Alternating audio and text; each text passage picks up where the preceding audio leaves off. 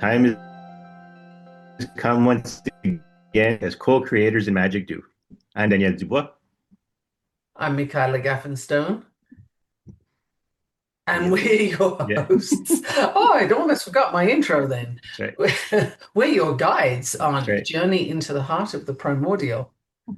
That's so That's right. funny. I'm still used to you doing the intro. Yeah.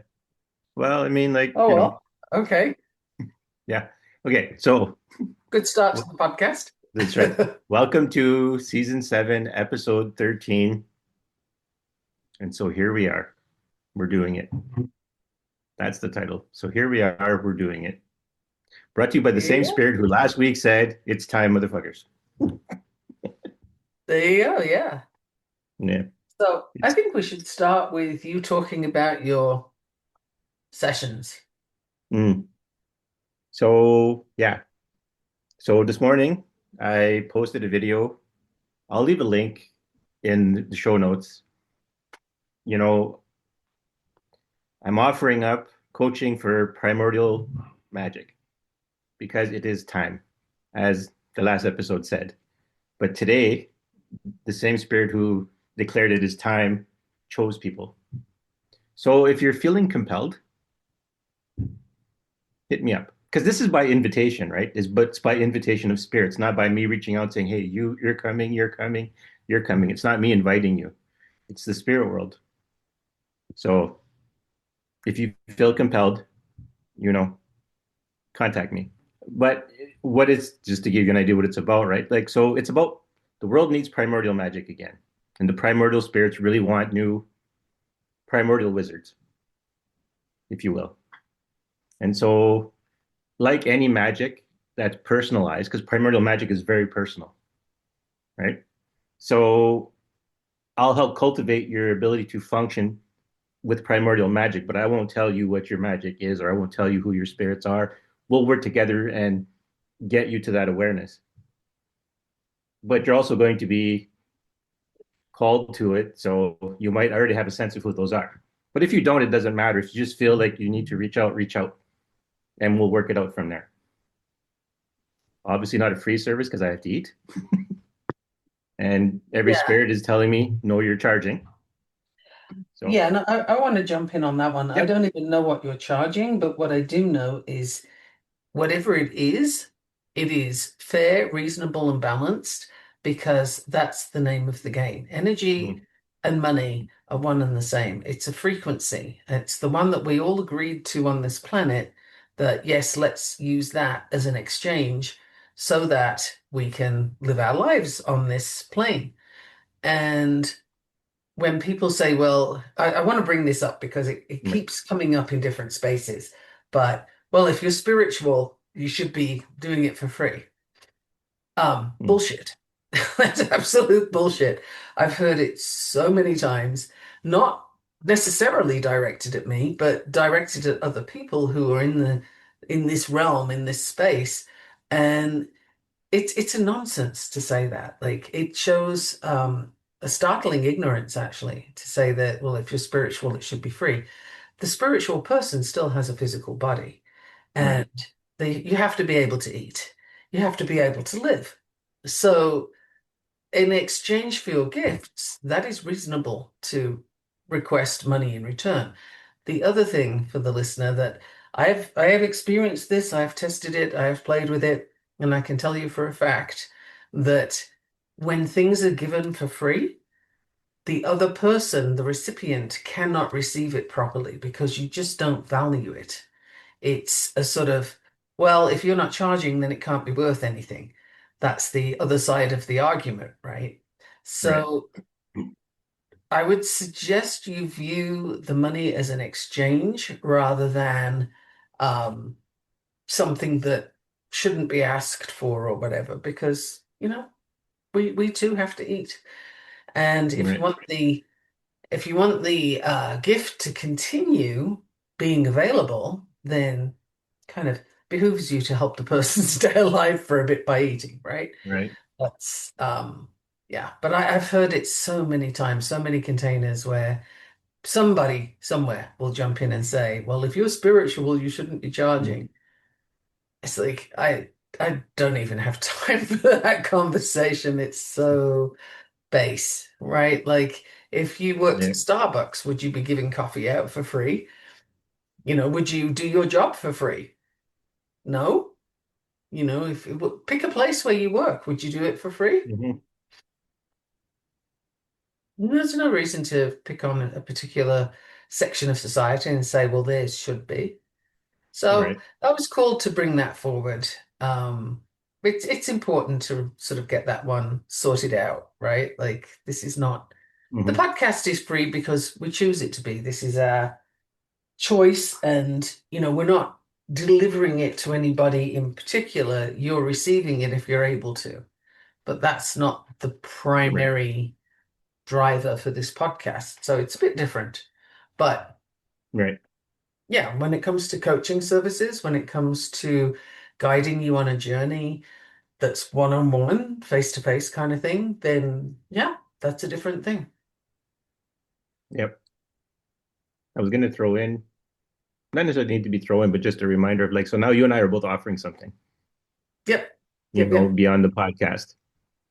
Podcast, as you say, yes, it's going to stay free.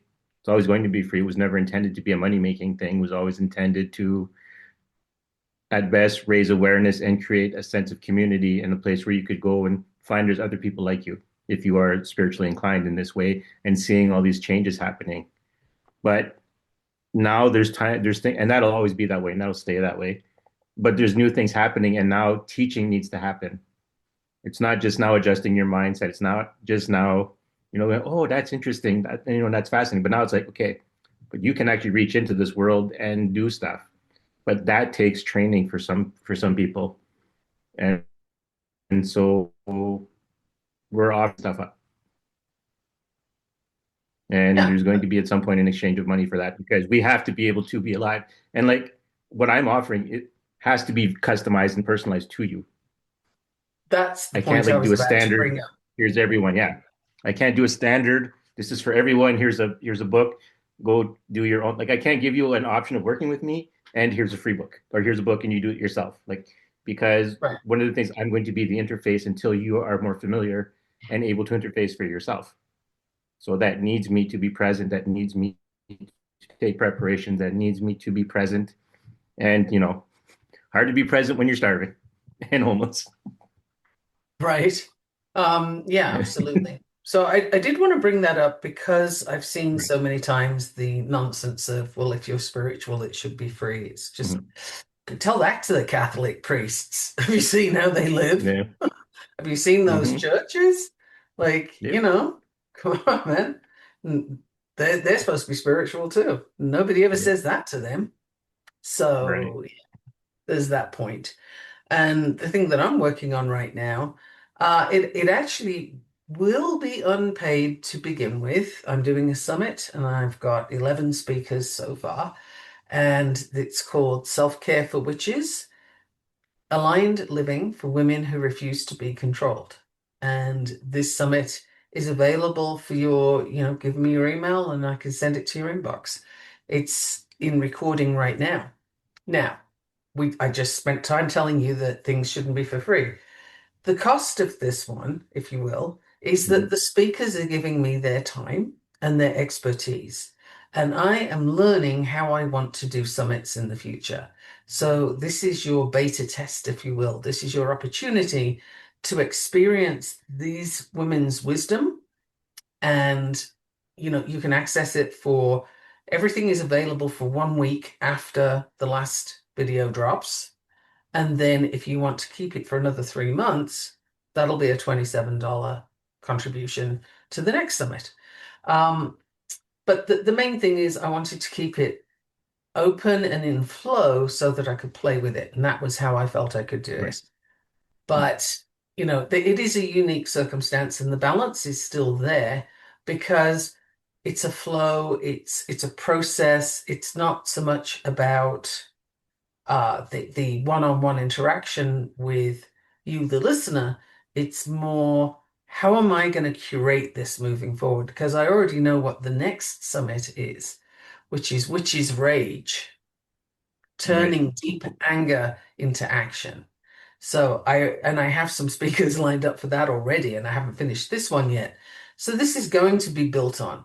And so you have an opportunity now to get into it at the foundation. And I'll give Danielle my link, and maybe you can Right. put it there too, Yeah. for people to sign up.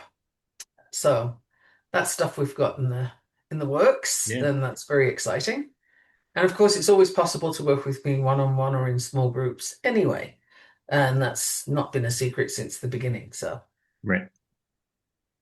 It's interesting. I think we'll be talking about this going on as this as a business thing for this episode. I think it's kind of interesting to have like a primordial, very primordial spirit talking about modern things to you.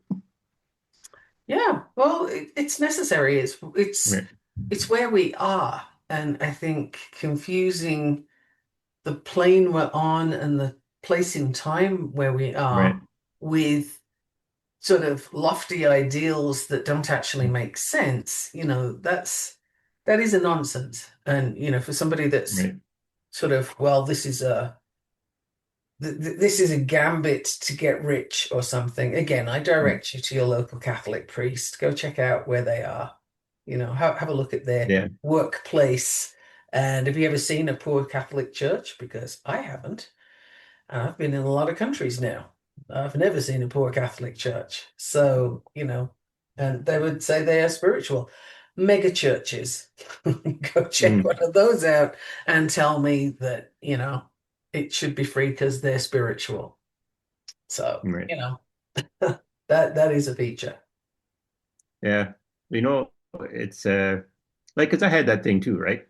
I used to think about it too, like, well, if someone is really spiritual, but I was kind of more looking at like, you get two minds for things, right? You have things that you appreciate, and you would give money for, and you view those people a certain way, and you don't lump them in with the people you go, oh, you're clearly a charlatan or you're clearly trying to gain money. And when you have these conversations, you don't think about the ones you genuinely would give money to, even if they didn't ask, right?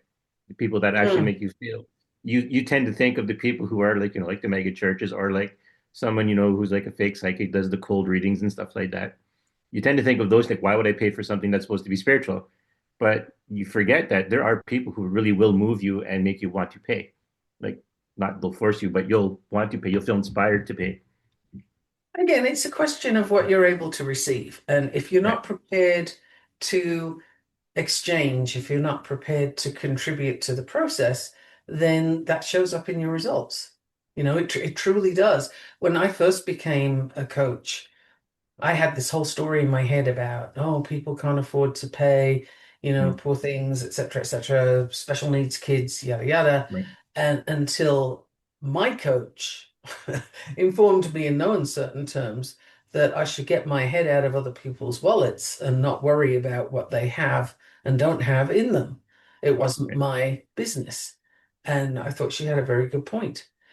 And she followed that with, if people value what you're doing, they will contribute the value. They will give you Right. the exchange that you're asking for. So if people aren't prepared to do that, then they clearly don't see the value.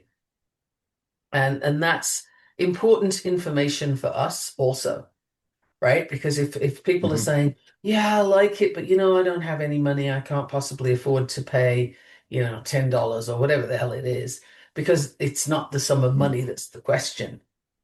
It's parting with it that's the question. Right. So when somebody says, oh, I can't afford that, or I can't do that right now, I'll come back later, or any of that stuff, it just means that it is not speaking to them right now. That's it. Right. They're not feeling the need to do the thing you're talking about. So Right. good information to have. right? Maybe that person Right. isn't the right person for it, but if you're called, you'll know. Hmm. Well, that's the thing, right? That's because this is primordial magic and it takes a certain mindset and it takes a certain already desire.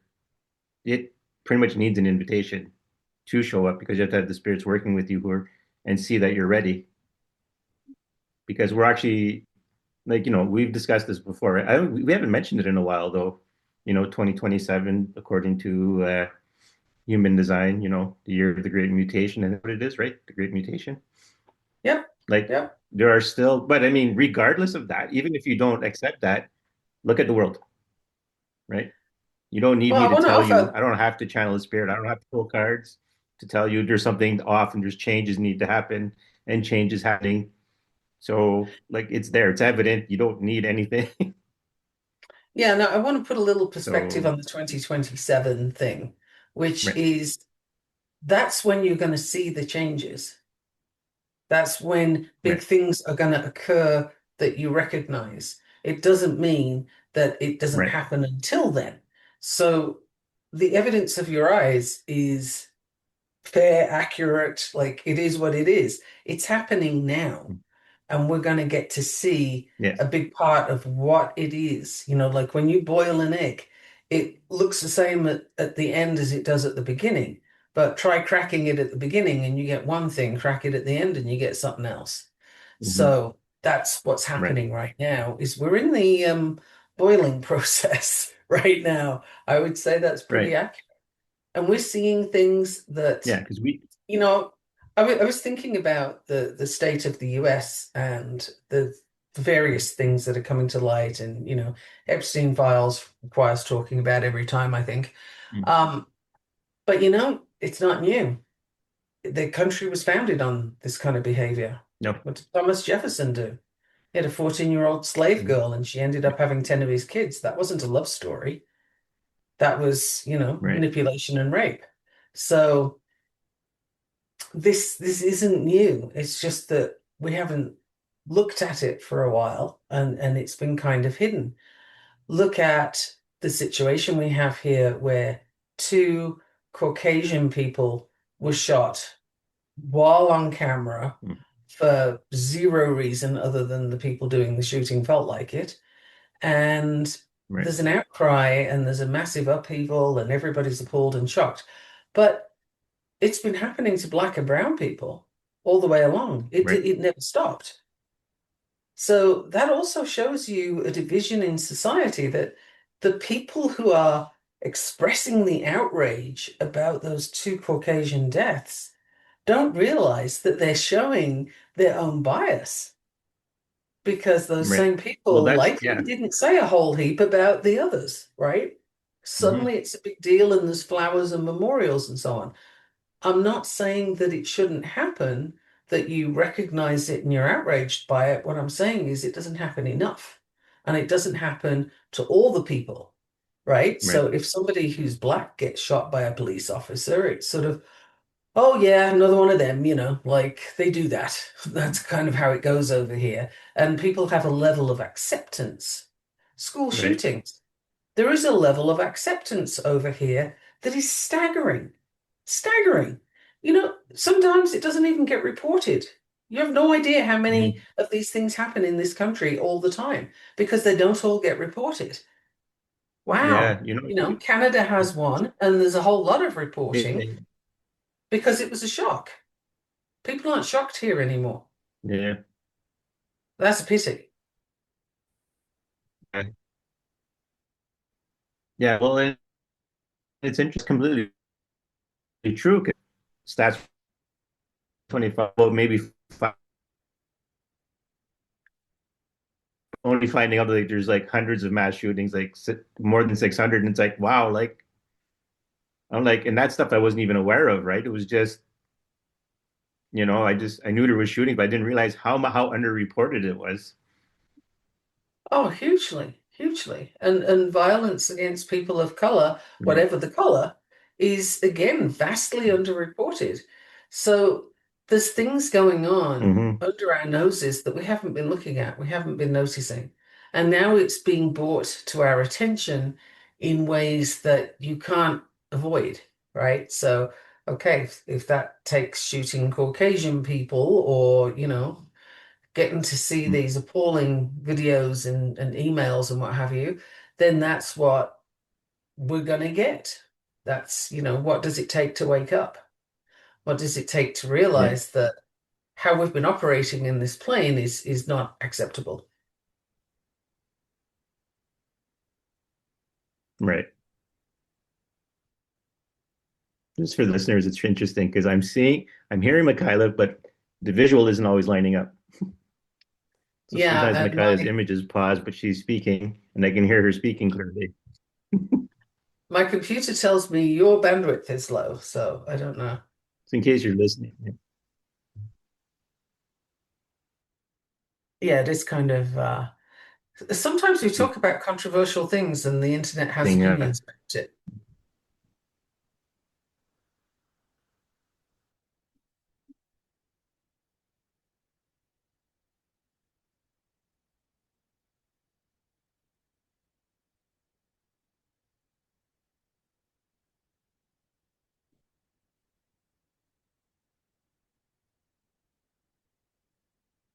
Hello.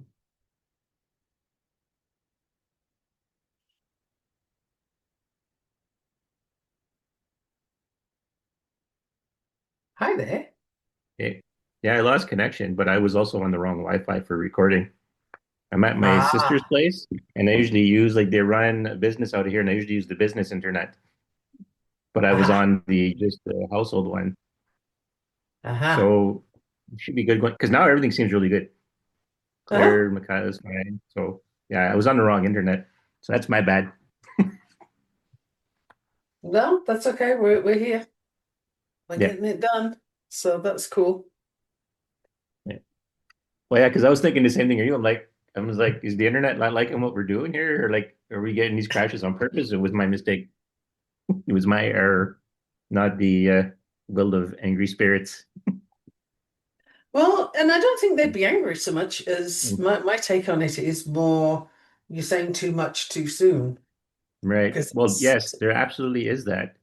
I mean, yeah. Michaela and I have both experienced this on the podcast, but my God, my whole life has been stuff like that where it's like, I want to say this thing. Why am I not saying this thing? Like I'm wholeheartedly 100% want to say this, but I'm being blocked. Hmm. Took me a while And to figure out. It's like, oh, that's what's happening. and that's something that shows up in your human design too, Right. is that care has to be taken to express what you want to say in a way that people can receive, which is Right. harder to do when you're on a podcast Mm. because you don't know who you're saying it Right. to, really, or Right. how they're going to receive it. That's again where the one-on-one thing or small group things work well because you can tailor it to where the person's at. Yeah. So that's a difference right there too, which literally just came to me to add that bit Yeah. in.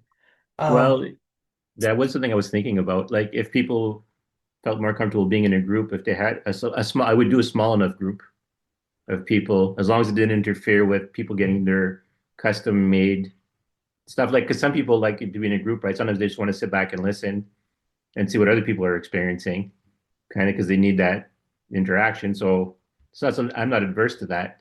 But yeah, one-on-one for primordial magic is usually a pretty good way to go about it because you're seeing the flow, making minor adjustments and stuff like that. we're going to do a little brainstorming in real time here, I think, Okay. because my thought for you on that, Right. which you can take or not, is small group plus one-on-one could Mm. be really good for the Yes. same people because the group dynamic, particularly when it's a small group, the group dynamic is very interesting because people learn from each other as well as from you. Right. And sometimes things can come up from one person that sparks another person. And, there will be some sessions where you don't have to contribute too much because they're running with the field. And Right. then you have the one-on-one with each of those people, and they're getting the customized piece that they then bring into the group. So that's like, in my experience, because I've done this, Hmm. that's the gold standard is having a blend of the two, the hybrid of Right. one-on-one plus group. So you alternate, or Yes. two one-on-ones, one group, something like Mm. that. But for the listener, consider how you show up best. And sometimes the answer is, well, yes, it's just different, right? Mhm. One-on-one, you can be more focused on this is what I'm experiencing, this is what I want, and you can say things that you might not want to say in front of other people. When you're in a Yes. small group, you get that energetic field from everyone Mm. that lifts the whole group up. So, the benefit of having both there, I think, is worth considering. Yeah. No, that's a great point because I was contemplating that as well. Because I'm still in the beginning of it, right? Like this was just like, okay, this is what you're doing. It's like, oh, okay. Like, I mean, I knew it was coming, Mhm. and but I've only really been trained by the spirit world to do one-on-one. I had one group dynamic before, or maybe I had a couple of group dynamics, but I didn't at the time recognize it. Now that I think back on, I'm like, oh yeah, that was a group one. That wasn't just one individual because I noticed how everyone connects and how they bounce off each other. Now that I Mhm. think back on it, but yeah. So most of my training has been one-on-one for this kind of thing. So actually, kind of, it makes me think of the idea. Yes, the reason why I'm training is because I have decades of training in this, of teaching people how to get back to their primordial core and do their Mhm. stuff. So it's like, And connection. yeah, Connection is important at this time, especially, but this is why covens work so well. mm, I mean, each, I'm in a coven, and that's not a secret, no, but each of us that are in that space, we have our own practice. We do our own thing. Absolutely. We all do it differently, 100%.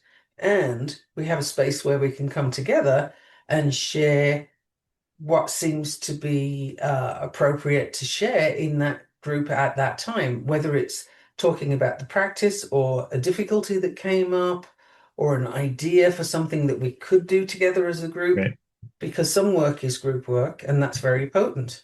mm, That's when you have a collective intention that's specified and hashed out among everybody in the group, and then you all focus on that magic. That is pretty potent stuff, right? yes, You don't want to mess with that, but when you have a call to do it, it's you have that available. So again, it's the doing it yourself and a group dynamic. There's that difference, right, and some rituals go better, in my opinion, in a group. Like if you're doing moon magic, for example, mm, that's great in a group. It still works if you're on your own. It's just different. So perhaps that's a bit of a theme for today as well, is group action versus individual action. And it doesn't have to be exclusively one or the other. In right. fact, my understanding is it's better to do both. Well, that's true, right? Yeah, that's what I receive. How does It's that better go? to do Because both. there's a saying we're both from, there's a, what do you call it? Anyways, there's a saying we're both familiar with, right? If you want to go fast, go alone. If you want to go far, go together. Right. Both options are available. Sometimes you need to go fast, but sometimes you need to go far. And so you decide which option you need to do, and you can always interchange. Like, you Absolutely. know, if you think of, I'm going to go military wise here, but not, it doesn't have to just be military wise. It can be any exploration where you do in a group. There's always a moment where you send people out individually to go check things out where a group would be a hindrance. So you have, scouts kind of a thing. So even in the midst of a group project, you still have people going out and doing individual things. So yeah, it's a combination of going together and going alone, depending on what the situation needs. So yeah, it's totally, yeah. And and this will show up in the class, the idea that there's no set thing. You do what you need to do when the need comes up. It's one of the hardest things to do, actually do in the world, is to give yourself that space to do the changes and switching through things when they're needed to be done. Like, I mean, you can just look at your own life, right? Sometimes you're friends with someone, but you need to take a break from that friend. And sometimes that's really hard because of your connection and you don't want to hurt them. And then what does that say about you as a person, that you can walk away and all those things? But you have to learn to be able to do those things at the right time and when necessary and not linger. Sometimes you got to prune the branch sometimes. Mm. Okay, you just brought up something interesting. Because as I've moved Mm, so much in my life, which for mhm, anybody that's unaware, I've been moving since I was 6 months old. I've traveled to more countries than I can count, like seriously. I have no idea how many I've been to. And I've lived in 8 so far, as defined by 3 years or more. right, So that's, pretty nomadic existence. right. And you make friends along the way. And you meet people and you make friends and what have you. I now have friends all over the world. Like literally, I have people in different countries that I communicate with. And some we don't communicate for a couple of years and then we'll touch base again. And it's Hmm. sort of it's like, it's a bit like a circuit that connects periodically. And there's no problem with that. But we have the advantage of distance. So the idea that Hmm. moving away from a friendship for a while is something that you have to be careful with or, could be perceived badly. I'm going to use the male doctor's phrase and say it's all in your head because it isn't actually a problem to do that. Right. It's just easier if there's physical distance, but there's not a problem. You just literally, as somebody I know refers to it, you go low contact, right? Where you just fade out from that Mm, situation for a while. And when it's right for you to come back, you do. So this is true for pretty much anything, learning or I don't know, travel, mm, pick a thing. We feel like once I've said yes, I got to stay put. And mhm, this is an absolute nonsense that was drilled into us all in childhood. This is something that you get when you're at school. mm, You started it, you got to finish. mm. Nobody likes a quitter. You said you'd do this, you made your bed, Mm. you lie in it, and all this kind Right. of absolute drivel, right? Examine those sentences for a minute, would you, and consider, is that something I want to actually live my life by? Good grief. I don't think so. So where you have something that's coming up as, oh, I have a story about that. It's difficult to do, whether Mhm. it's dropping away from a friendship for a while or dropping away from a particular line of study or changing your mind. Okay. Right. Changing your mind. That is not a problem ever. It is a story about it being a problem. And whoever needed to hear that, please hear it because it's so important. We get stuck on something called sunk cost, Right. which is I've invested this much time and or this much money, or literally it can be as shallow as, well, I said I'd do it, therefore I have to. We can tell ourselves, well, it's because of my integrity, I always follow through. Mm. Okay, you can beat yourself with that stick if you want. It's a bit self-indulgent, but okay, go Yeah. for it. But the reality is, there is no rule that says once you start on a particular path, you have to stay on that path. You absolutely don't. Turn Right. around or step sideways and go on a different path. And that's for anybody who's started one Mm. form of magic, for example. Right. Maybe you're working with herbs and you realize this is a lot of effort. I don't really know that much about herbs. I Mm. don't really like working with these. Okay, cool. That's a piece of information. What is calling to you? You may Yeah. have missed the mark on the first go, or maybe you started and it was good and now it isn't. Yeah. All of these things are fine. So let go of any stories that come up that sound like a sort of lid, right? Oh no, you can't change your mind now. You said the thing, you're stuck in your jar, let me put the lid on. Um, yeah, twaddle. No, you don't have to do that.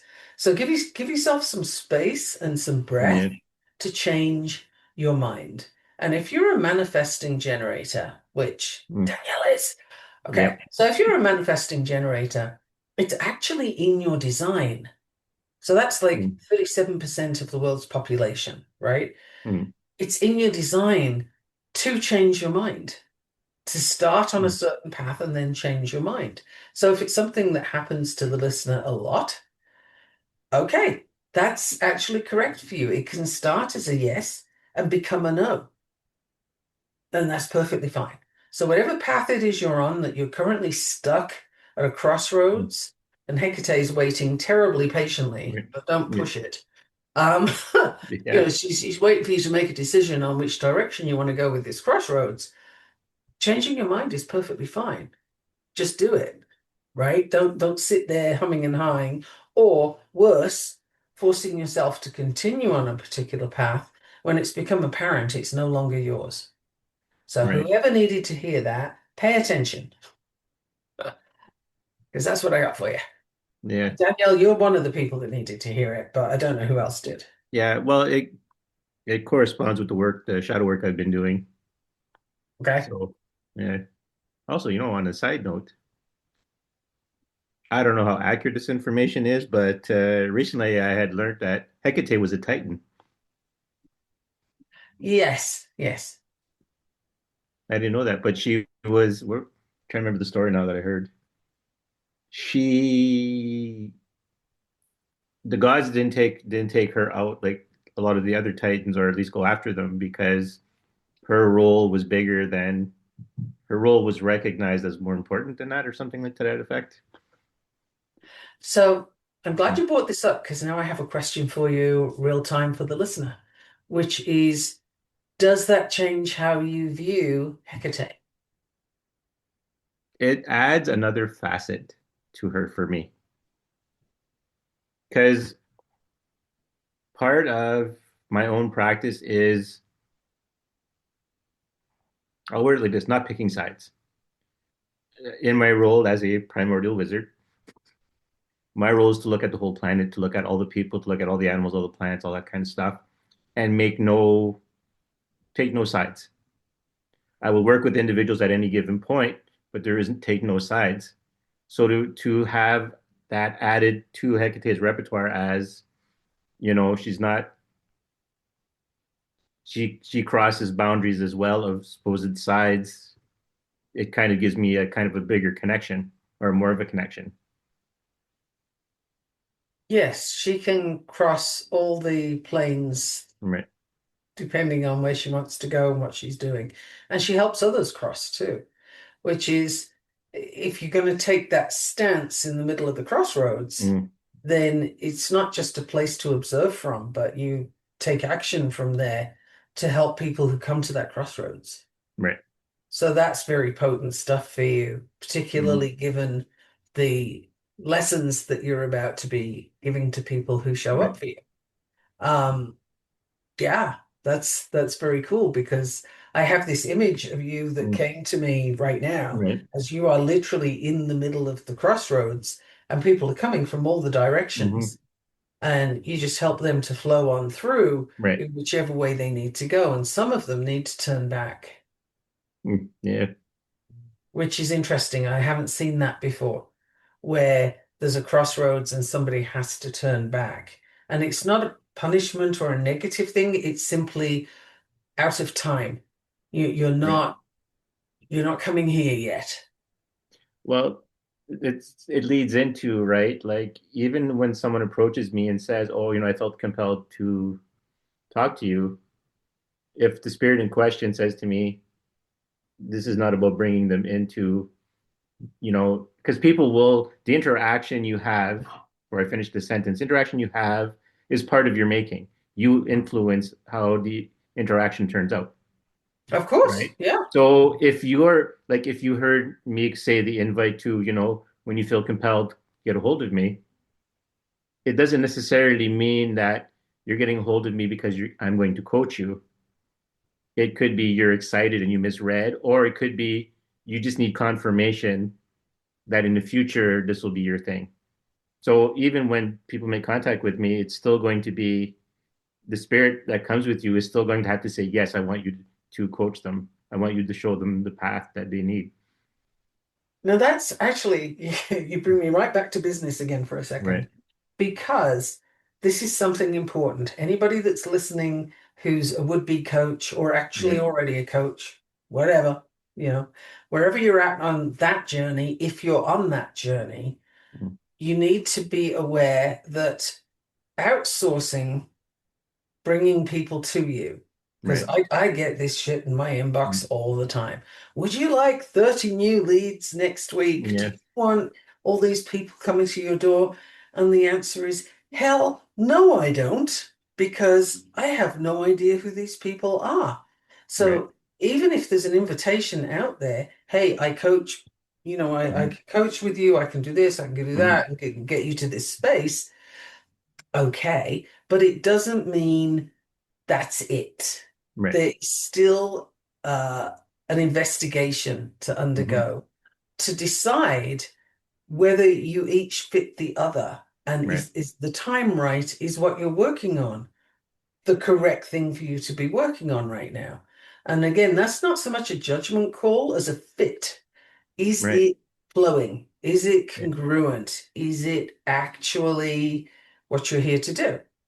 And so any coach that says, oh, yeah, I'm going to do this thing and I'm going to reach out to Mm. 50 people and get them all to sign up with me. Well, I'm not even going to wish you good luck with that because, frankly, it's a horrible thing to do. Mm. It's fishing. And, Right. it's like going fishing with a huge net and catching a bunch of dolphins in there. Don't do it. It's just not Yeah. nice. And if you're the at that stage of coaching to where somebody's persuaded you, you've got to go for the pain point. Right. Yuck. Like, no, no, no, you really don't. We have plenty of that. You don't need to go to the pain point. What you need to go to is where are you in flow and Hmm. what is the benefit to this?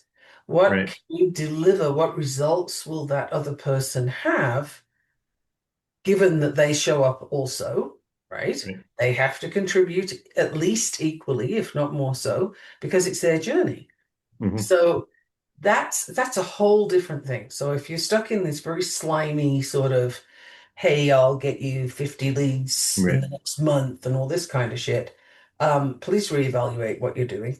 Yeah. It's nasty energy. It's like the visual I get for that is barbed wire.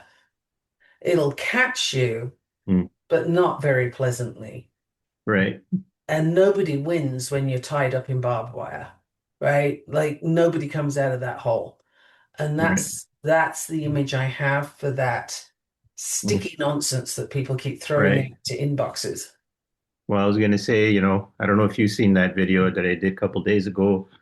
And for the listeners, like, there's a saying I use very often, and it's that help has to be helpful. That's my Oh, simple sentence. Help has to be helpful, which is why you can't always do a formulaic approach to things, which is very specifically why for the primordial magic thing, I'm doing it on a case by person basis. Their journey is not going to be the same as someone else's. And if I try to give everyone the same journey, well, my rate of success is going to go down. yeah. I mean, there's some things that you can generalize, Hmm. right? There are some things, but each person is coming from a different direction on the crossroads. Right. Each person has their own kind of luggage Right. and their own destination passport, right? So navigating that is your job as a coach, and particularly when it comes to magic, but not only. Right. So again, this is for anybody listening who's looking at I'm Right. going to be in the coaching world. You're here to navigate. You're not here to bullshit people out of their money. Like that's just nasty. Don't do it. And something else, a image that just came to my mind, so I'll throw it out there, is those advertisements that you see that say things like, become a nutrition coach in 7 days and it'll cost you Right. $20, stuff like that. You will get exactly what you pay for. So please don't get sucked in. Yeah. I also want to throw in this episode has been its own metaphor Okay. because since I switched to the proper network, there has been no issues. But in the beginning, when we were going, I would pause sometimes. Michaela would pause sometimes, and there'd be like words weren't completely coming through, and it was like. But then when I only thought, what do I have here? Am I on the correct thing? Am I doing the right thing? And then I looked, and it's like, no, I wasn't doing the correct thing. And then once I got to the correct network that I needed, everything's been smooth. Nice. Yeah, I see that. I see So the that. episode's its own metaphor. Yeah, very cool. Very cool. But whether it comes to magic or Right. mundane, and whether it's your workplace stuff, your coaching, whatever for the listener, look, check your intentions, as we Hmm. often say. And I mean, seriously, try not to bullshit yourself that, oh yeah, I'm doing this for because I can reach more people. Right. Sure. Are they the right people though? Can they receive what you're offering? And I can tell you that, if you end up working with people that can't receive what you're offering, it is a horrible experience Yeah. because it's one of the most frustrating things you can ever do. In the world of applied behavior analysis, I have come across this many times where somebody wants help for the wrong person. Mm. Typically I work with families with autism and the parents will want the kid to be fixed. Yes. And if this just perked up your ears, whoever's listening, Hmm. can I just say your child does not need to be fixed? You are the person who needs the work, not the child, because your behavior is what they are learning from, Right. and you have an opportunity to teach. Whereas, the child isn't the problem. They might be your challenge, but they are not your Right. problem. And so when somebody comes to me saying, "Can you fix my kid?" It's bloody annoying because it's the wrong thing. It's the wrong question. And so, no, I can't. And Mm. then what they want is often not well received because they're looking for the wrong thing. I can help them, yes, but they can't receive it because they have the wrong question. Right. And that's so important to be clear on. Are you actually prepared to do something different? Will you notice that your network isn't the right one and be prepared to switch it? Can you accept that you went on this path to the crossroads and it wasn't your time yet, or actually you need to go on a different path now? Can you make that move without getting all up in your own head about it? Right. These are questions to consider. And Yeah. what does it mean to you if the answer to that is no? Like if you can't accept the switch, that's fabulous. You've got some shadow work to do right there. That's a Right. beautiful space to stop and pay a little attention. Like, okay, why can I not change direction? Why can I not accept a different truth or move in a different way from my plan? What's the story there? What's the block? That learning about that and being available to understand, that's going to make a huge difference and a leap forward in whatever work you're doing, magical or otherwise. Right. It's funny. I'm stuck with this idea stuck in my head now of when you said the image of being at the crossroads. That ticked all my romantic fantasies about magic, you know? Oh, you're welcome. Yeah. And it's like, but it's interesting, right? Because like near the end of last year, we were talking about, you know, we've opened up things, we've blazed a certain trail. Now it's for everyone to now go about their journey. We've opened the paths for you. We've done the bushwhacking, the whatever, and we've made space for you. And it kind of ties together with being at the crossroads. But yeah, I Mhm. always had that romantic notion of the idea of the devil on the crossroads kind of a thing. And if you look at my taste in music, actually, I don't have a lot of that kind of music, like a lot of that Southern soul, but it is one of my favorite genres. Like it's even if I don't know who the artist is, there's usually something that makes my soul kind of come alive when I listen to it. And it's that specific analogy, it's that mystical analogy of making choices and things, kind of not fighting for your soul, but really getting connected to it to know what you want.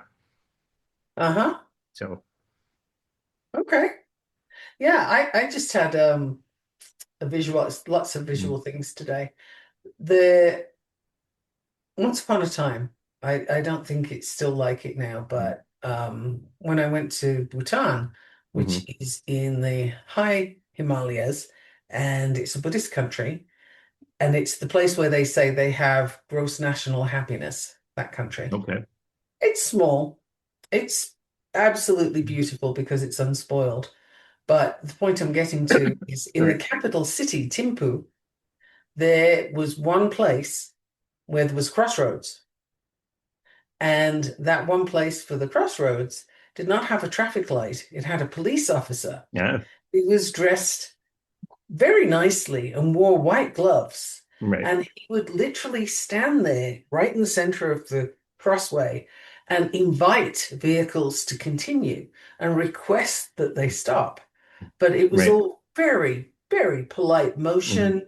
And he would literally indicate you were invited to continue. mm, And this was it was a beautiful sight to see. Like, I never thought I'd say a policeman standing in the middle of the road's a beautiful sight to see, but in this particular case, yes. But it was also the attitude. What he brought to the job was everything was mm, an invitation and a request. right. Please stop and do continue if you'd like to, and, Right. and it worked perfectly. Now, at that time, they had one main road in the Mm, country. They're going across the country and then little lanes and stuff. Now they have two roads, which is a bit of a pity. But that's what the capital city had. mm, And that's an image as well that works, is you're in the middle of the crossroads, inviting, requesting, offering, mm, providing, right. no no sort of demand, but just a conduction of the flow, which is a very different way of doing things.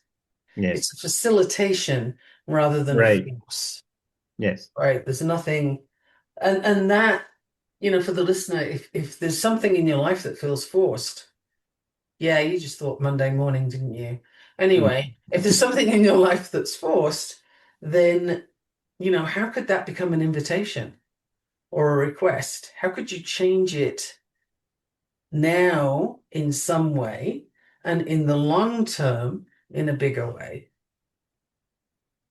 right. Channeling brought to you from another level. Yeah. Well, that's there's something there.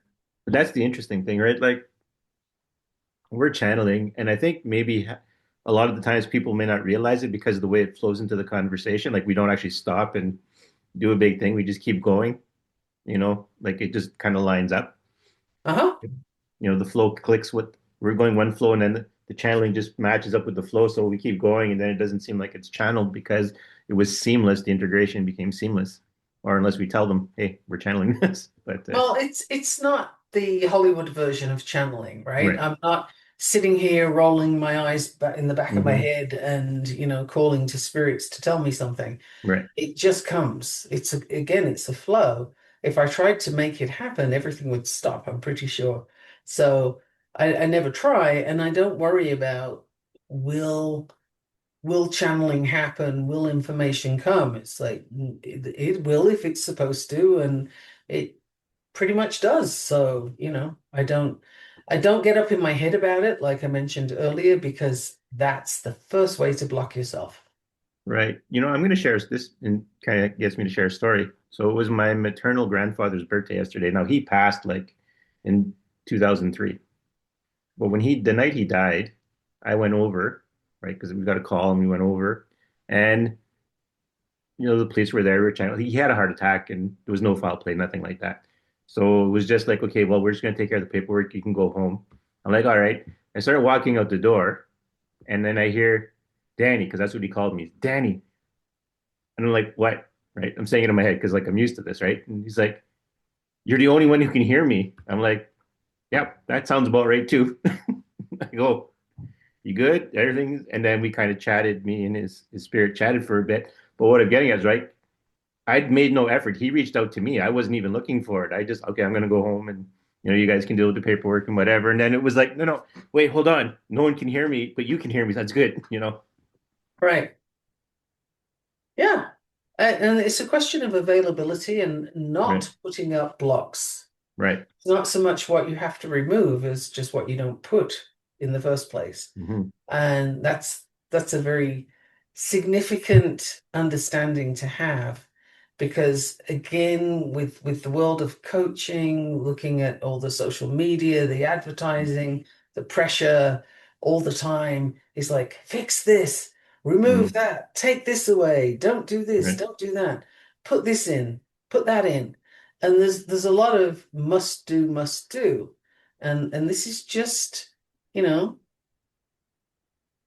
don't engage in the effort. You don't Yeah. need the effort. If you're putting in effort, it's too much. Yeah. I want to add a little bit to the story too, another idea to it. So when he reached out, like, and you probably heard it in my voice when I told the story, I was kind of like, yeah, like nonchalantly, like, yeah, this happens all the time. But for him, this is of course a new experience, right? He had no idea, and I just kind of reacted like, uh-huh, like as if this was nothing, you know? It's like, yeah, this is Tuesday. What do you want? Right.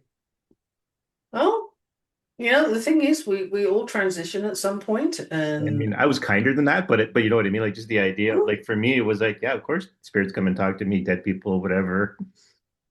I'm like, oh yeah, that's right. I've never spoke to you about this, so you wouldn't know about that particular part. But yeah. right. So for you, it's a whole new moment, a whole big discovery, but it's like, yeah, Yeah, and I just want to point out, I mean, it's right, kind of obvious, but we don't necessarily pay attention to the fact. Talking to dead people, it simply means that they're no longer in their body. right, But it's the same conversation for a yeah, while, at least. For a hmm, while, it's the same person until they go off to do their next thing. right, But while you have that connection available, which can be varying lengths of mm, time, there's nothing freaky about it, honestly. It's right, just this person's no longer inhabiting their body, but they can still reach out to you. yeah, So it's like, again, we get Hollywood tells us an awful lot mm, of stuff to get freaked out about, right? yeah, And talking to dead people is one of them. But you're not talking to a dead person, really. You're talking to who they are when they're yeah, no longer in their body. right.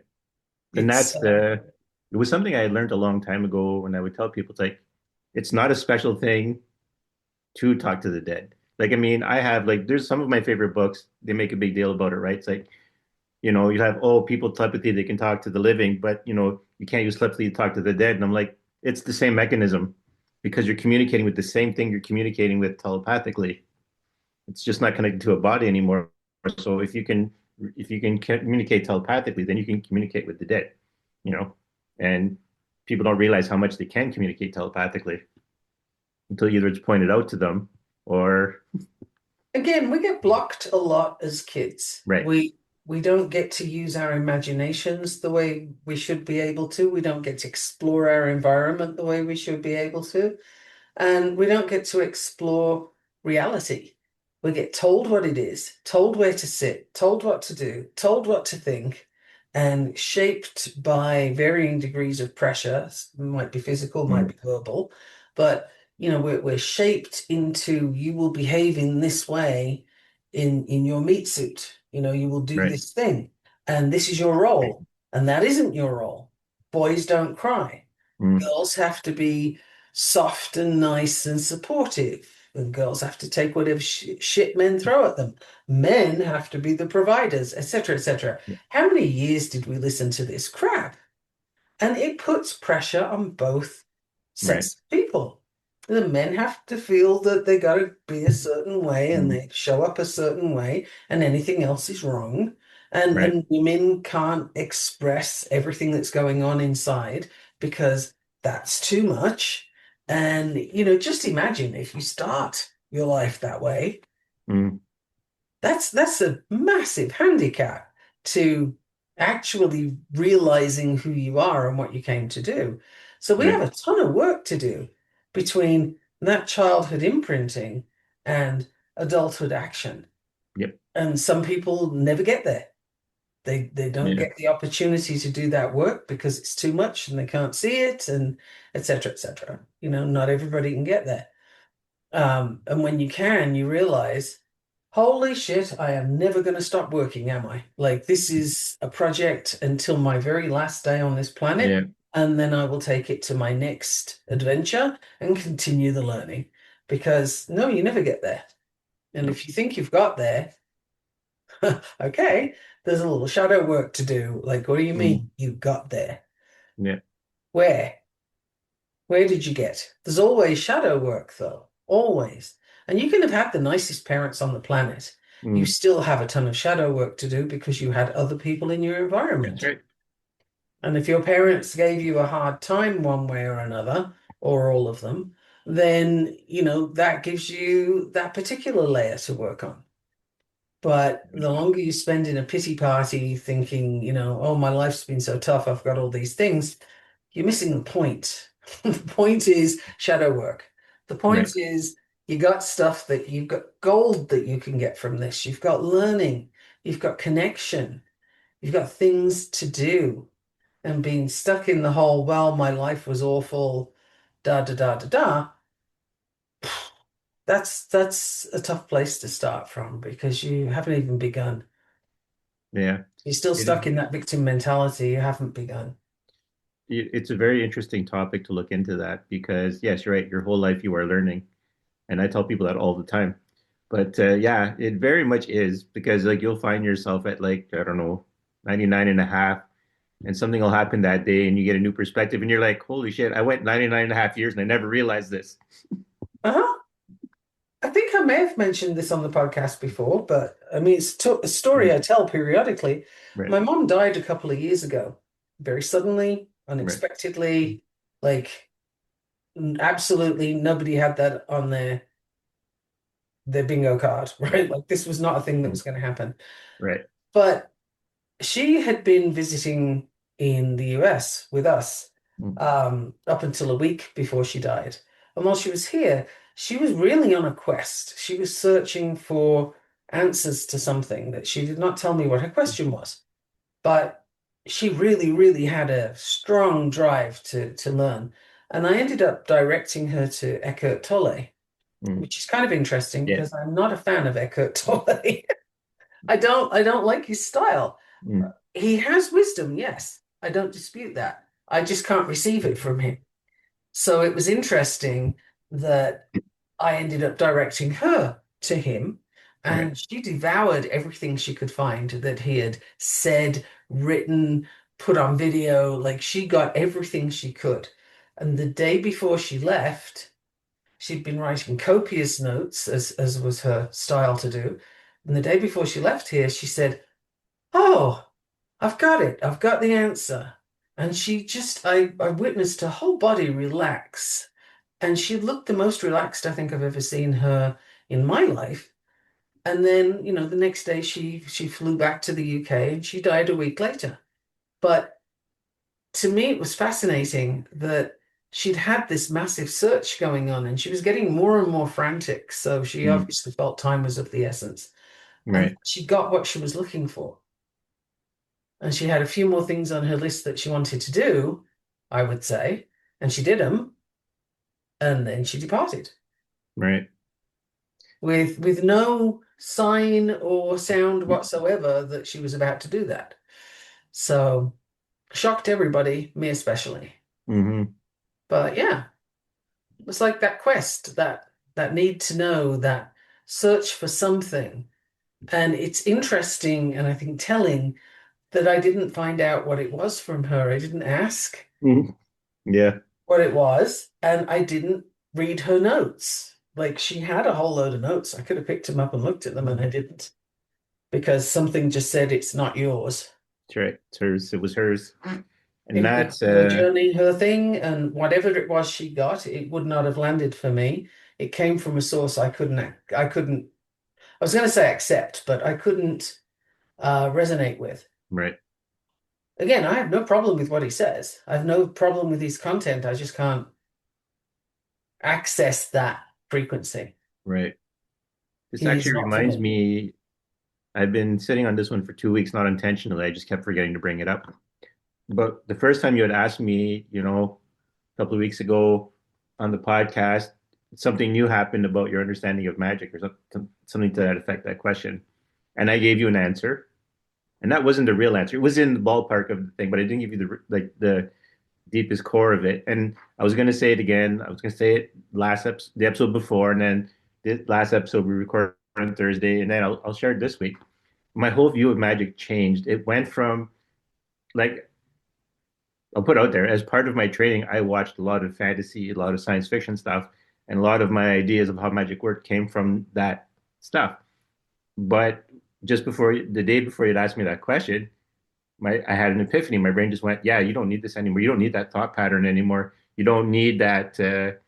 You don't need that facade to inspire you anymore.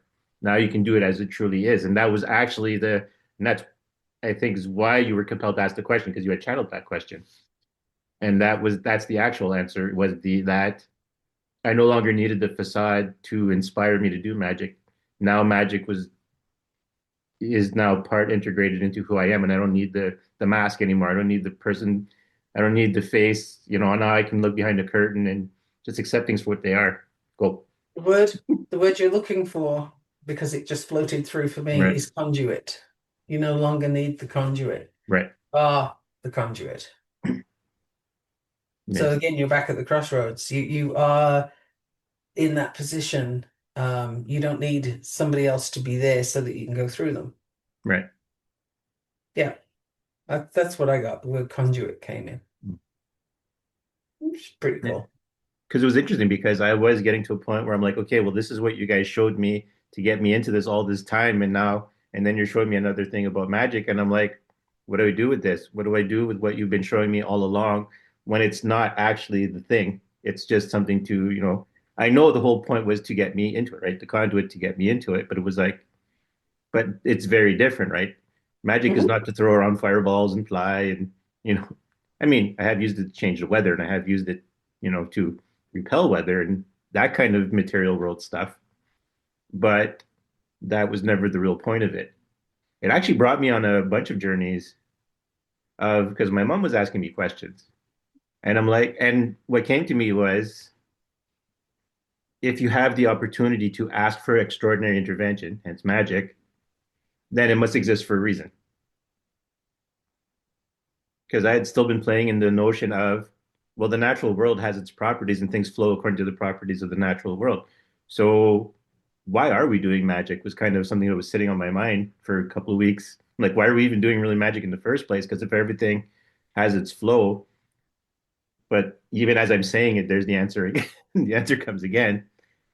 There's a reason why it exists. And based on the nature of who we are, we can cause disruptions. Is starting to get Mhm. channeled. So Yeah. you kind of need people to still look out for things But and the to other thing help is, guide. all flow has to flow through something. Right. If it doesn't have something to flow through, then it doesn't flow. Hmm. So, yeah, I mean, we have a necessary connection. We're also learning. The whole time is learning. Like I Right. can't emphasize that enough. And it's the big thing here is it is not book learning. Books Right. can be great. Like they really can be very helpful as a platform, as a jumping off point, as a provoc provocateur Mm. for changing your thought processes, Right. to bringing in new concepts. Absolutely. But reading any book, and yes, Bible, I'm looking at you, Mm. reading any book and saying exactly what the words are is what it is to entirely miss the point of that work, that book. No books are ever meant to be taken literally as they are written. They spark something in you. They speak to something in you. Right. And if they don't, you don't tend to like the book. But spell Yes. books also, they give you an idea, but do you want to do it exactly that way? Do you want to do it for exactly that reason? Think of a recipe book, which is a spell book, right? Mm. But think of a recipe book when you're making food. Most people, as far as I'm aware, most people I've come across that ever use recipe books will typically make it that way the first time to see what it's like, and then they change it. The recipe's never the same twice Right. because you have different things that you want to bring to that those flavors to, you make it Right. different. Recipes even don't stay the same. Spells don't have to stay the same.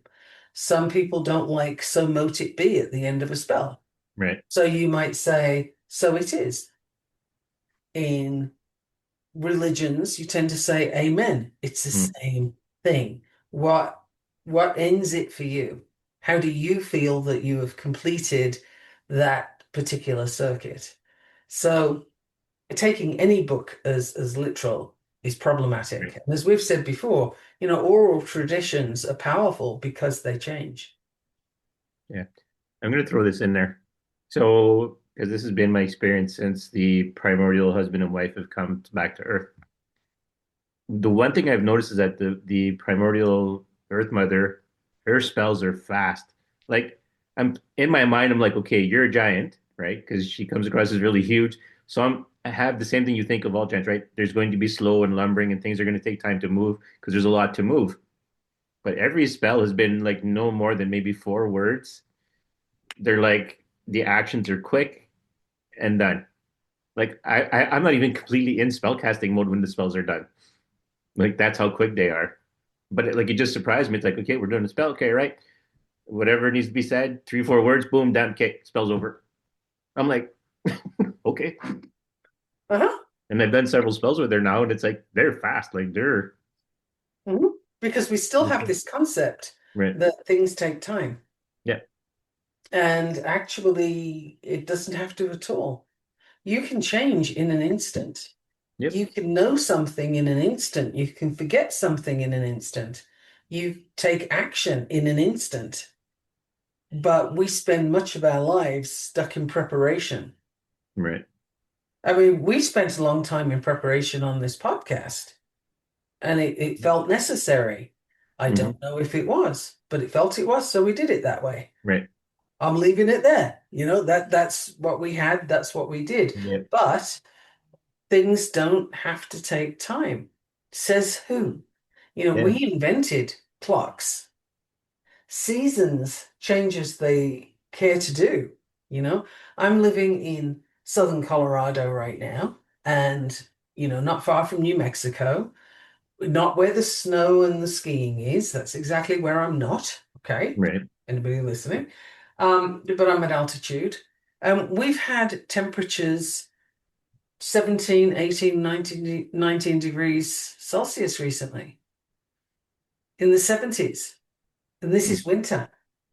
Yeah. Is that normal? No.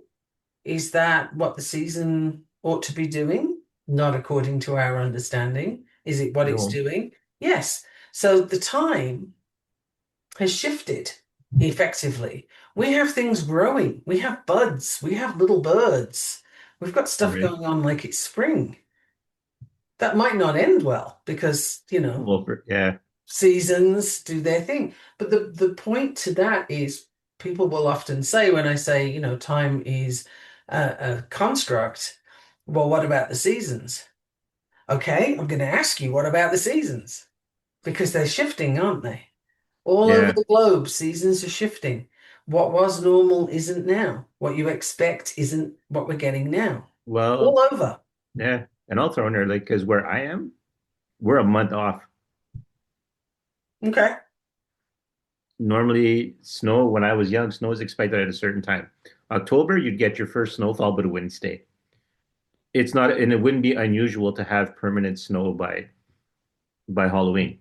Like it's not unheard of to go out in a ski suit over unfortunately, over your costume because it's too cold.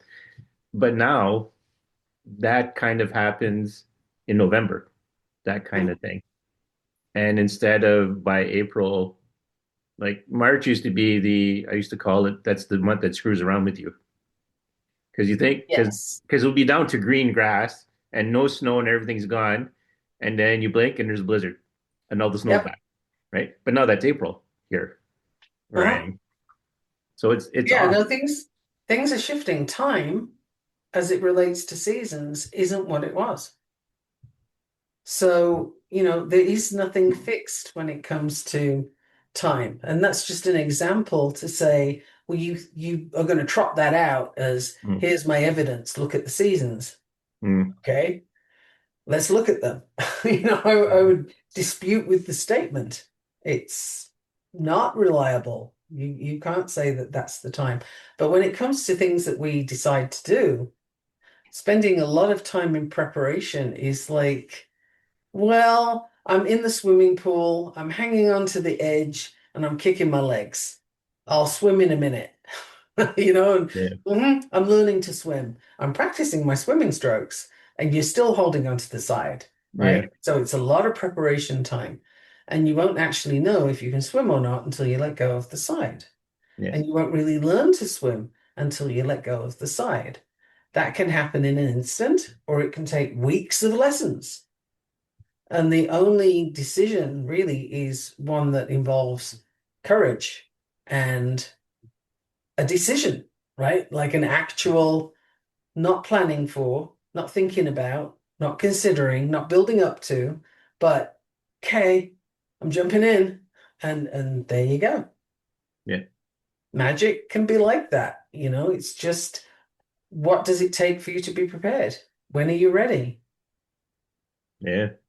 What That is like, happens if you run out of your time on the planet before you're ready? Well, you missed mm, your opportunity. That's literally all it means is you missed your opportunity, but do you want to do that? right. Yeah. All kinds Not of things. making a decision can lead to that. Yes. Yeah. It's funny because, I do actually think in multiple lifetimes. Aha. Something Well, I you know, started like 20 years ago, I think, of looking in the world as multiple lifetimes rather than just, you have this life and it's like, well, okay, but that lesson might need to carry over to another lifetime because I might need to see it from another perspective before I can but learn it. but you can trust that if you Yeah. need another perspective, you'll get one. Right. So, there's no need to pause or put brakes on anything in this Hmm. lifetime. Um, my perspective is you made some decisions before you arrived here Right. that this was what you wanted to learn. These were the things you felt you could Hmm. handle. And so you sign up for it. Other people sign up to say, I'll help you with that. Sure, I'll show up and do that thing. Yes. And some of those things are going to be downright nasty, but they sign on for it because, their soul and yours are simpatico. And so they show up and they do their thing. Yeah. That, And the question then is, do you get the lesson or do you spend your life hating them for showing up and doing the thing? You'll yeah. figure it out later in between lives, but Hmm. it's a decision. It's a thing to think about. Yes. It's I kind of my current thing to do on, life and life contracts and stuff like that is to think it in terms of a video game of like it doesn't matter how long you've played the game, you've done what you needed to do in the game, and then you're satisfied and you move on to the next one. Because sometimes, thinking about the idea of, well, no, I lost it. That thread is gone. I Okay. know it was amusing me, the thought, because I was thinking about playing Fortnite with my nephews and like how sometimes when we play, like the trash talk and we'll say the underhanded behavior, comes up in the game. And it's like, yeah, if I was the video game character, I'd be really angry. But because we're playing and I know what's going on, we're having a good time, you know? But yeah, that's pretty much the thing. Like just to give kind of a perspective of when you're undergoing it, you think, oh my God, this is the worst thing ever. But from the soul perspective, it's like, oh, okay, this needed to happen. Or we were looking to do something and okay, you did it. And now we got what we needed out of it. I know like when I play with my nephews, it's like usually a good laugh. But sometimes it's a Right. learning lesson. Like So of, oh, you could those use this strategy in the game because I just did it to you and now you know what it's like. those negative things that happen to us Right. in life, I'm using the word negative, meaning we perceive them as bad things, right? Right. Um, Not, first of all, not to lessen that they are bad things.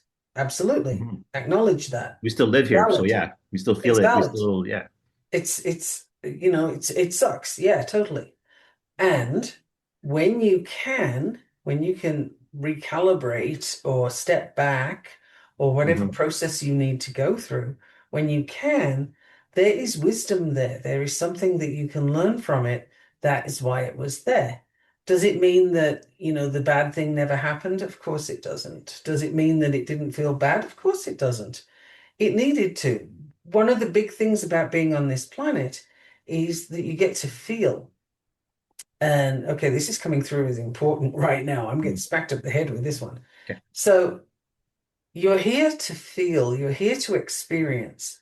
And the danger of our times is that people are becoming numb. And that's the oof. I Mm. really felt that one land. Like people are becoming numb because they don't like the feelings. Right. The horror, the shock, the discomfort, etc., etc. But if you allow yourself to become numb, desensitized, whatever word you want to use, you are missing a massive point.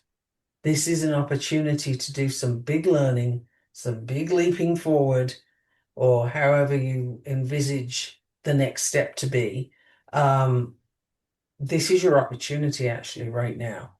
And becoming numb is exactly what not to do. Like it is the path of least understanding. There you go. That's what I got. Yep. Ooh, that becoming numb thing really Yeah. landed. Like, Well, it holy ties with what we've smokes. been saying for the last few episodes. So, Yeah, but I mean it yeah. really, yeah, that just landed really solidly as this is the biggest danger of our times, is becoming Hmm. numb. Yeah. It's literally what allows, that expression, right? For evil men to Comfortably prosper, numb? all you need is, yeah, all you need is good men do nothing, Yeah. right? Yep. So, yeah, that basically translates into if you let yourself go numb, then you're not reacting to what's happening and you're allowing people to get away with stuff. You turn a blind Yeah. eye or Right. you opt out in some way, but the numbness, aha, okay. It Mm. just, the thread just came and did a nice little bow. All right. So the numbness is what we've been witnessing all this time since the inception of the US. I'm talking about here, but you can Mm. translate it to wherever you are because it will apply. Right. But the numbness that people have been experiencing here since its inception to things like racism, sexism, Hmm. the brutalities that have been going on, Right. there is a level of numbness that people don't even recognize they have. It's an accepted numbness of, well, yeah, that happens. Yeah, yeah, we see Yeah. that. So, what I mentioned earlier on in this episode about how that is a very telling problem that we face right now, that's exactly the point. It just came full circle Mm. to, yes, that is an example of being numb and Mm. not even knowing that you are. You're so numb, you don't even know it. Yes, and I like that because that's what I like brought up as an example, right? Like when we look at the economy and we say, well, if you raise minimum wage up, then people will just raise the prices. And it's like, well, one, there's no law that says you have to be that kind of asshole in the first place to raise the prices just because people get higher wages. Like no one raises their prices just because billionaires, make more money or get like, so why does it happen when a worker gets more money? Crap, there was my flow got disrupted there. Shit. Oh, yeah. So what I was getting at is I was having this discussion. Like, there's a lot of things we buy into that we've just basically numbed ourselves to. And the thing is, like, if you look at people used to be self-sufficient. They were either hunter-gatherers, nomadic, or with agriculture, people became farmers. But for companies to grow big and large like they do today, you had to get people off the farms.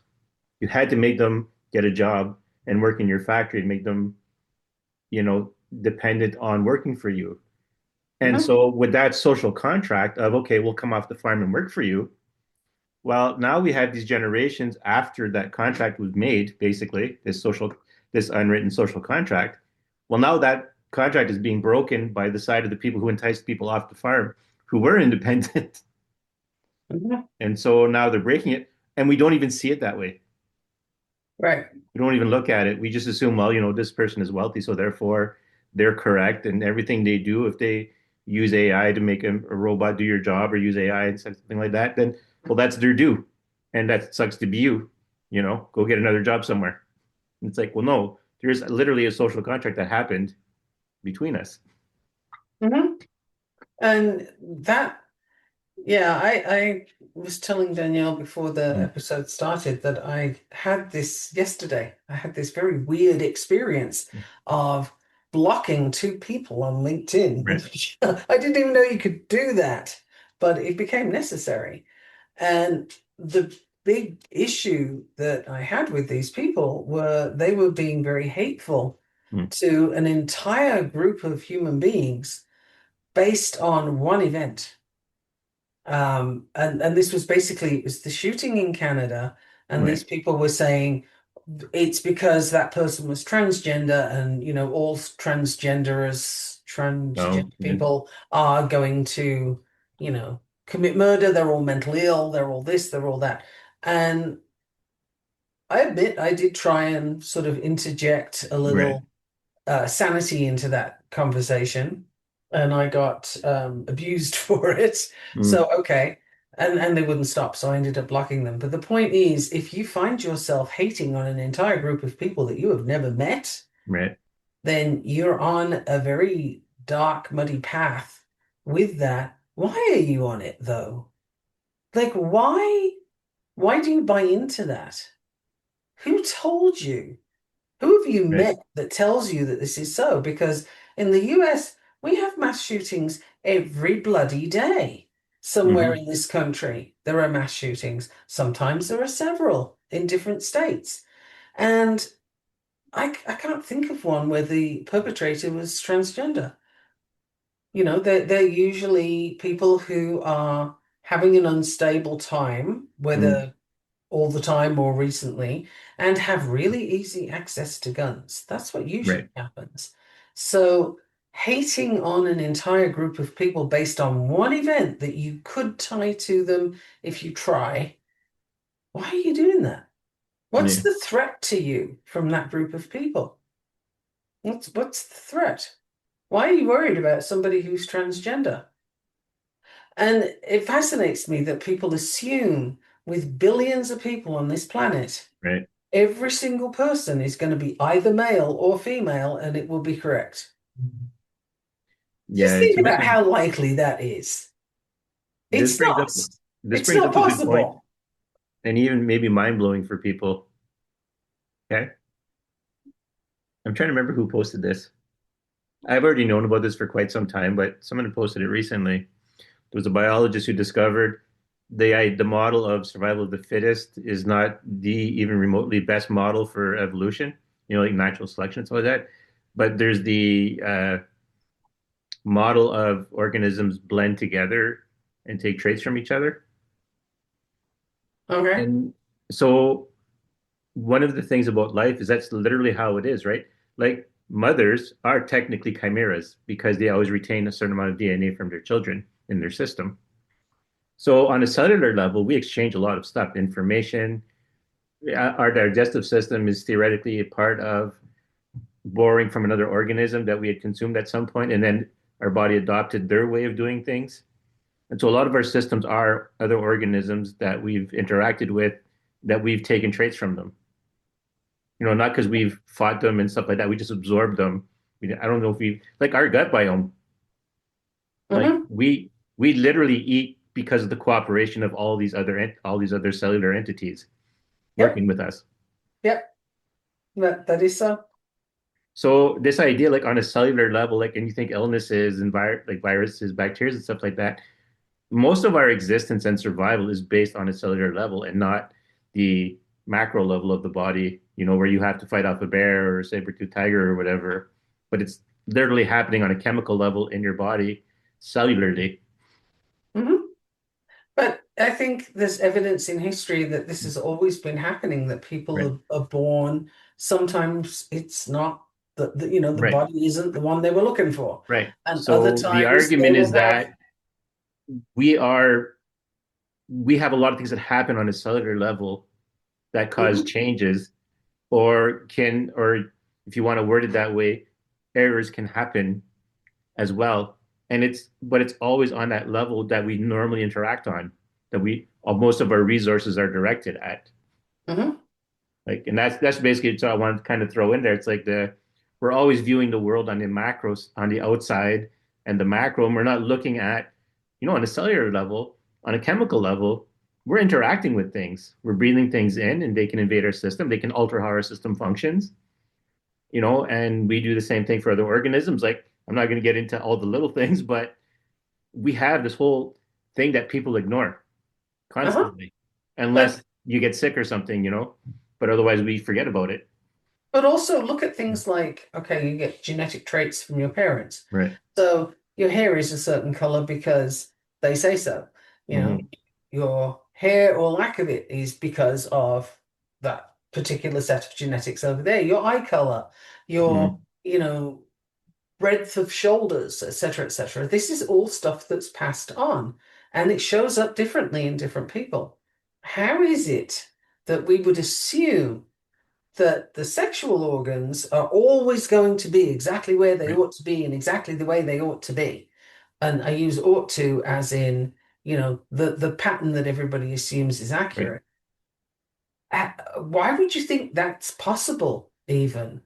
And it isn't. If you look at the indigenous populations, they've known that for a very long time. There's two spirit. There's lots of different ways of looking at that. Thailand, they've Hmm. had an acknowledged third gender there for years, years and years and years.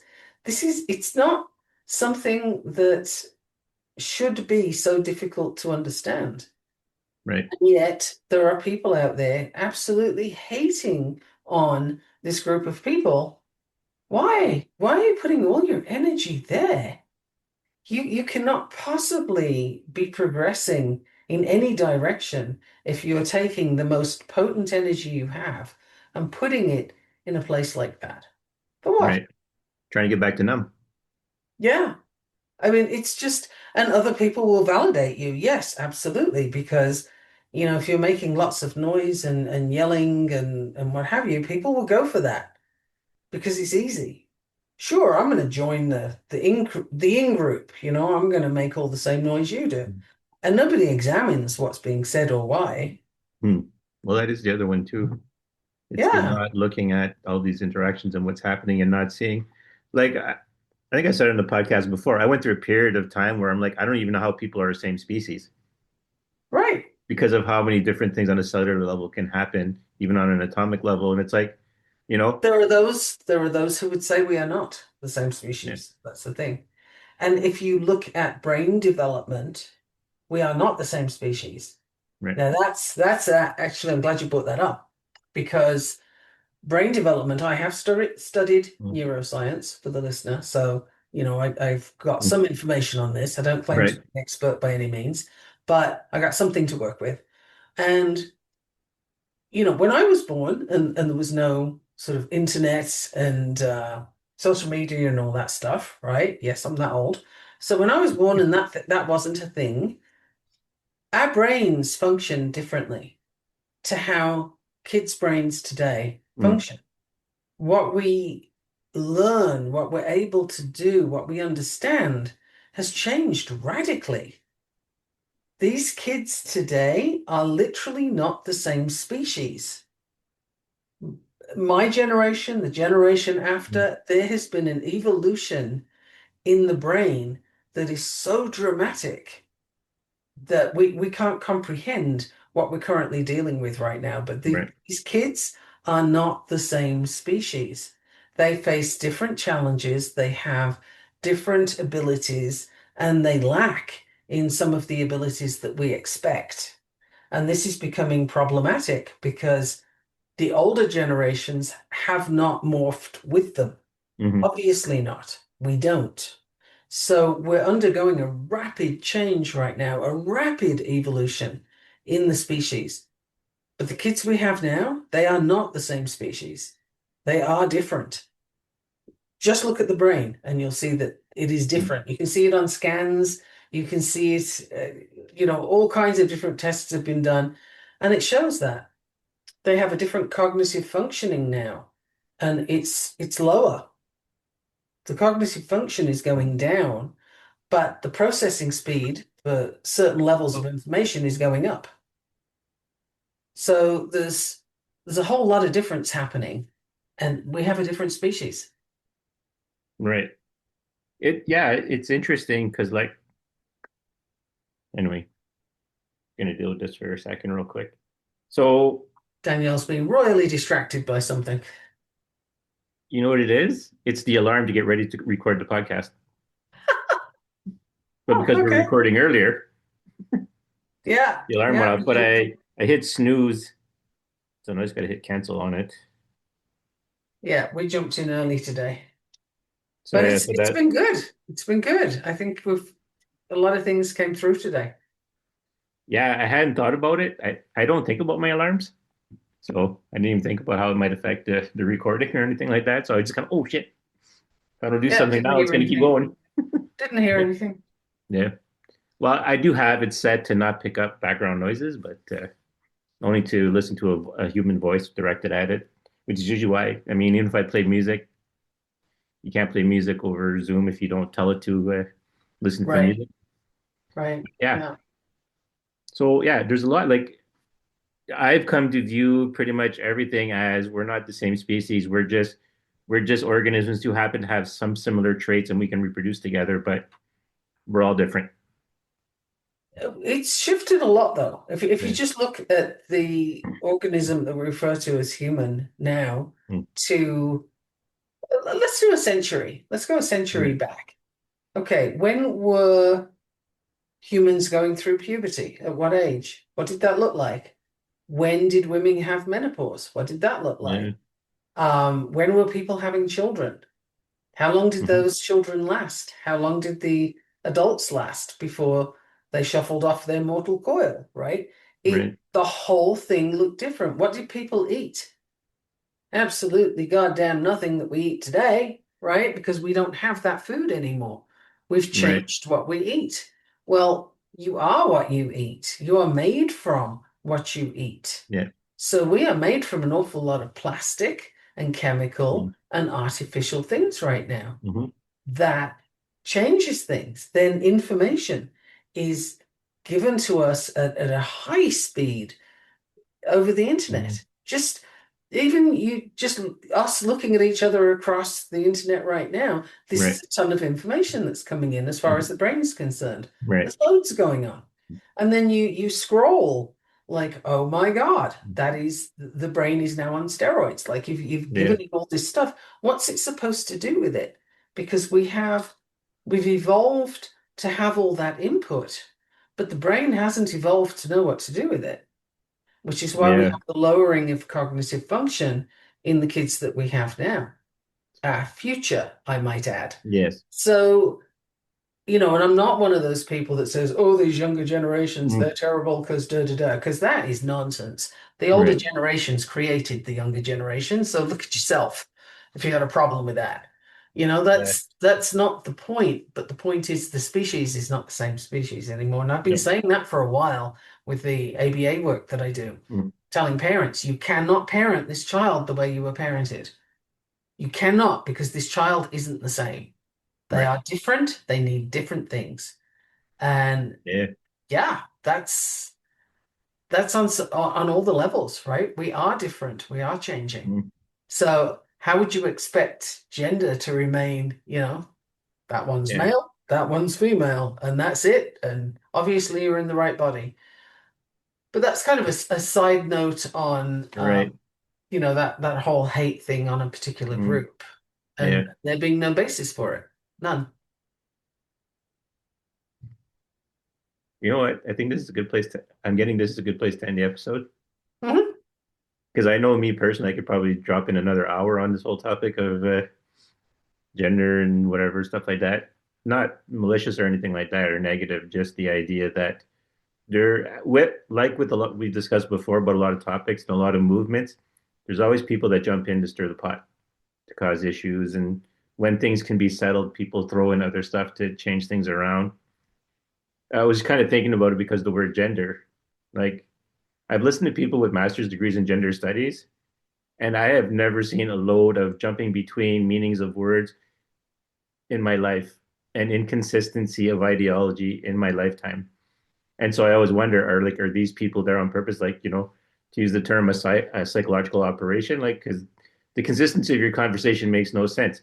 Gender is either your biology or it's the social construct based on your biology, like in sociology. And if we're Uh-huh. choosing to make gender separate from sex, then that's great.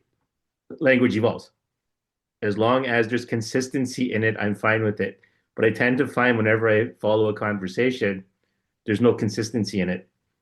The Agreed. words get moved back and forth for whatever point is trying to be made. People are trying to use hard sciences to justify soft sciences. And it's like, listen, I'm not even against what you're saying. I just need you to be consistent in your argument so that I can follow along and I can explain it to someone else, you know? Hmm. But if you're not going to be consistent in your terminology, then let's not use this new distinction because it's not helping me or it's not helping the conversation. That is the mic drop moment. Yeah. Yeah. Yeah. Yeah. And we're good. I think we're good. I was getting, Uh-huh. it's time to No, wrap up that's the mic anyways. drop moment. That's Yeah. it. All right. So, once again, I'm Daniel Dubois. I'm Michaela Gaffinstone. Till next time. Until next time, à la prochaine.